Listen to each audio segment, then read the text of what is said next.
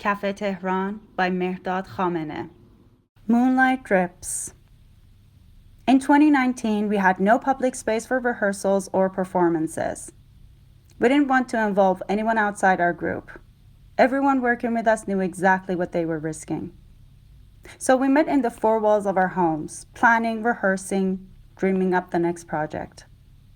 Shirin adapted The Teachers, a play by Mohsen Yalfani, originally staged in 1970 by Saeed Soltanpour and the Iranian Theatre Association. That production was swiftly shut down and both the playwright and director were imprisoned.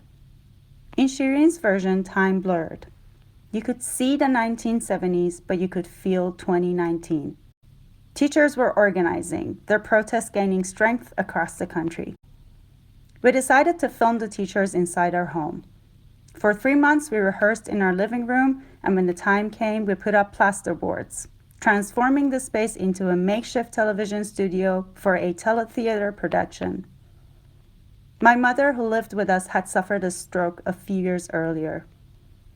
She could no longer walk unassisted and spent most of the day lying in her room. But she'd always been a fierce, passionate woman, and the presence of actors, the voices, the movement, it brought her to life. I'd given her a copy of the script so she could follow along to feel part of it. She struggled to read, but she pretended it was easy. Years earlier, she'd been one of the first members of the Exit Theater group in Iran, rehearsing in this very house with Shirin and the others. Now she didn't want anyone to see her in her weekend state. Whenever we checked on her during breaks, she would wave us away saying, "Don't worry about me, go back to work." Then the day of filming arrived. My mother listened in silence from her room. I stepped inside. "Are you all right?" I asked. "Yes, my dear, I'm fine. How's the work going? Are the kids doing well?" she said. The next scene was about to begin. The male actor entered the house, placed an old vinyl record on the gramophone, and as the voice of Ahmad Shamlu filled the room, he whispered along with the poetry of Nima Yushij. The moonlight drips. The night glow shines. No one stirs from sleep, yet the sorrow of these few dreamers breaks within my tearful eyes. The female actress, his wife, appeared in the doorway. Together they continued, their voices merging with Shamlu's. The dawn stands beside me, watching with worry. It asks of me that with its blessed breath I may bring news to these soul-weary people. And then from the next room my mother's voice rose, soft, trembling, yet certain.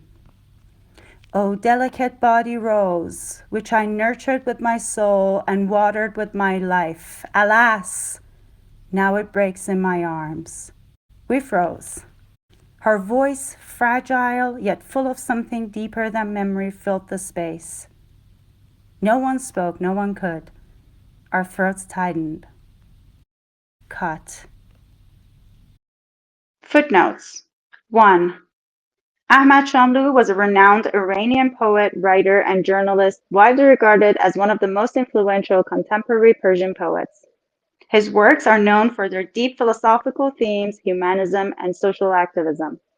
Shamlu's poetry blends modern free verse with classical Persian literary influences, often addressing themes of freedom, love, and resistance against oppression. He was also a translator and researcher, contributing significantly to Persian literature through his translations and linguistic studies. One of his major projects was the Book of the Ali, an extensive collection of Persian colloquial expressions and folklore. 2. Nima Yushij was a revolutionary Iranian poet, often credited as the father of modern Persian poetry. Born in 1897 in the village of Yush, he broke away from the rigid structures of classical Persian poetry and introduced a freer, more natural style known as New Poetry. His innovative approach focused on everyday language, varied line lengths, and new rhythmic patterns, marking a major departure from traditional Persian verse.